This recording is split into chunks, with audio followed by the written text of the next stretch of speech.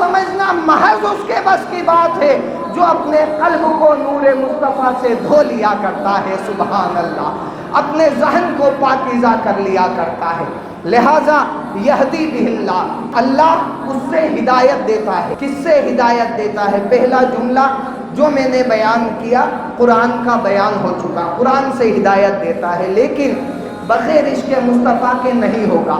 ایک اور جواب سماعت کر لیں۔ قرآن کتاب ہے جو خود نہیں بولا کرتا، قرآن عظیم کتاب ہے، اور رسول اللہ کو اللہ تعالیٰ نے نور بتایا۔ قرآن کتاب ہے اور ہمارے نبی نور ہیں، اور کتاب کو پڑھنے کے لیے ہمیشہ روشنی کی ضرورت ہوتی ہے، بغیر روشنی کے قرآن کو نہیں پڑھا جا سکتا۔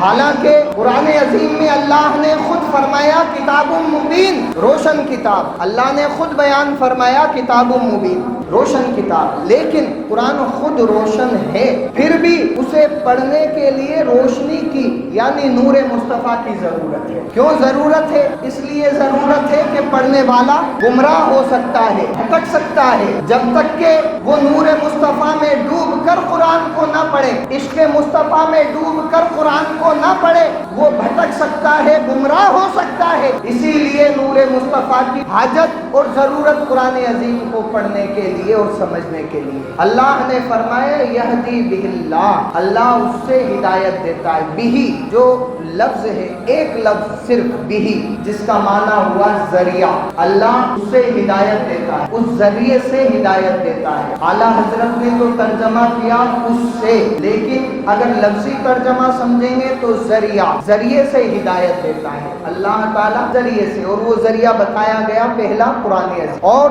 دوسرا جو ترتیب قرآن میں آئی ہے ہم اس سے برعکس اس کو سمجھ رہے ہیں۔ ترتیب قرآن میں آئی پہلے رسولنا، پھر نور، پھر اس کے بعد کتاب۔ ہم نے کتاب یعنی قرآن عظیم کو سمجھا، اب ہم نور کی طرف چلتے ہیں۔ اللہ نور سے ہدایت دیتا ہے، ہمارے نبی سے، نبی کے نور سے ہدایت دیتا ہے۔ وہ لوگ جو یہ کہتے ہیں ہدایت صرف اللہ کے ہاتھ ہے، کسی کی ضرورت نہیں، رسول اللہ کو مت پکارو، چلے گئے، اب ان کی حاجت اور ضرورت نہیں، اسی کو سمجھنا ہے آج کہ اللہ تعالیٰ ڈائریکٹ ہدایت نہیں دیتا ہے۔ جیسے آسمان میں چمکنے والا سورج، آفتاب، اگر اللہ چاہتا تو بغیر آفتاب کے دنیا روشن ہو جاتی۔ کیا اللہ کو یہ ضرورت ہے کہ سورج ہوگا تو ہی روشنی ہوگی؟ نہیں، اللہ اس بات کا محتاج نہیں کہ سورج ہوگا تو ہی روشنی ہوگی، لیکن پھر بھی اللہ نے سورج کا اہتمام کیا تاکہ دیکھنے والے سمجھ جائیں کہ اللہ جو دیتا ہے وہ ڈائریکٹ نہیں بلکہ ذریعے سے دیتا ہے۔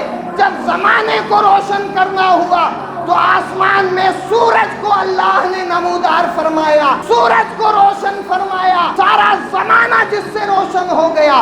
غریب کی جھوپڑی بھی سورج سے روشن ہو رہی ہے، امیر کا مکان بھی سورج سے روشن ہو رہا ہے، جنگلوں میں روشنی سورج سے ہو رہی ہے، شہروں میں روشنی سورج سے ہو رہی ہے۔